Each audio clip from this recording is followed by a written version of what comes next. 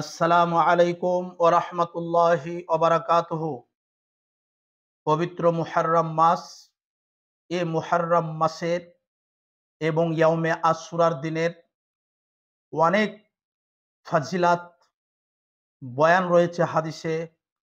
তার মধ্যে আমি কয়েকটি ফাজিলাতের কথা আপনাদের সম্মুখে আজকে আলোচনা রাখছি। প্রিয় দর্শক, যে যেখান থেকে এই ভিডিওটি দেখছেন, আমি প্রত্যেককে জানাই আসসালামু আলাইকুম ওয়া রাহমাতুল্লাহি ওয়া বারাকাতুহু। হযরতে আনাস রাদিয়াল্লাহু তাআলা আনহু বর্ণনা করেন, রাসূলুল্লাহ সাল্লাল্লাহু আলাইহি সাল্লাম ইরশাদ করেছেন, মুহররমুল হারাম মাসের প্রথম জুমআ কেউ একটি রোজা রাখে, আল্লাহ রাব্বুল আলামিন তার বিগত সারা জীবনের গুনাহ ক্ষমা করে দিবেন। এবং তার সঙ্গে এটাও বর্ণিত আছে যে এই পবিত্র মুহররম মাসে জুমেরাত এবং জুমার দিনে এই দুটি কেউ রোজা রাখলে আল্লাহ রাব্বুল আলামিন তার আমাল নামায় ৯ বৎসরের ইবাদতের সব আল্লাহ দান করবে। সুবহানাল্লাহ।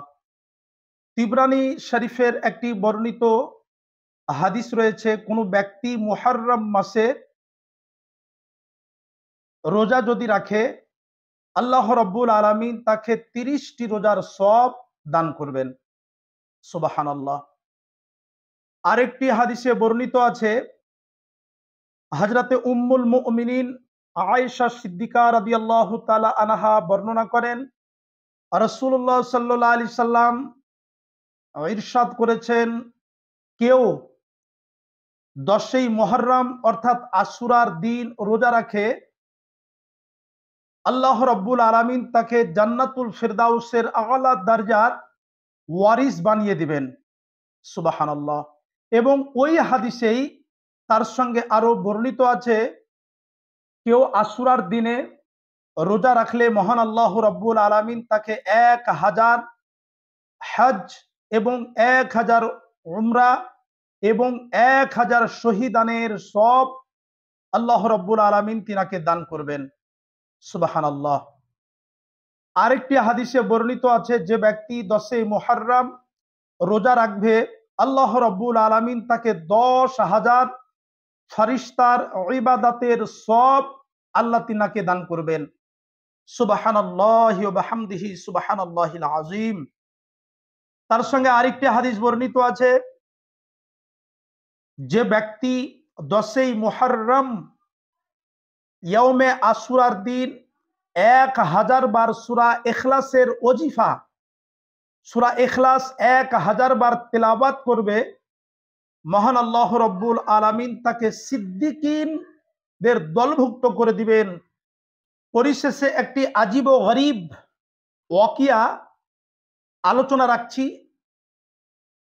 একজন ব্যক্তি প্রতিনিয়ত রুটি ভেঙে পিপিলিকাকে খাওয়াতেন।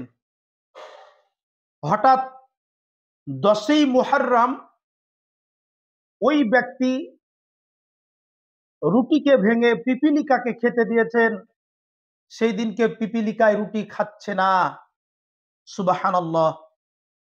এই ঘটনা থেকে প্রমাণিত এটাই হচ্ছে যে মুহররম মাসের ১০ তারিখ ইয়াউমে আশুরার দিন আল্লাহ রাব্বুল আলামিনের মাখলুকাতের মধ্যে ক্ষুদ্রতম একটি মাখলুকাত, সেটা হচ্ছে পিপিলিকা। পিপিলিকাতেও মুহররম মাসের ১০ তারিখ রোজা রাখেন। সুবহানাল্লাহ। প্রিয় দর্শক, আপনারা চেষ্টা করবেন, আমরা চেষ্টা করব মুহররম মাসের ৯ এবং ১০ তারিখ এই দুটি রোজা, এই দুটি সিয়াম যেন আমরা পালন করতে পারি এবং ১০ই মুহররম ১,০০০ বার সূরা ইখলাস আমরা যেন ওজিফা করতে পারি। আল্লাহ আমাদের তৌফিক দান করুক, আমিন।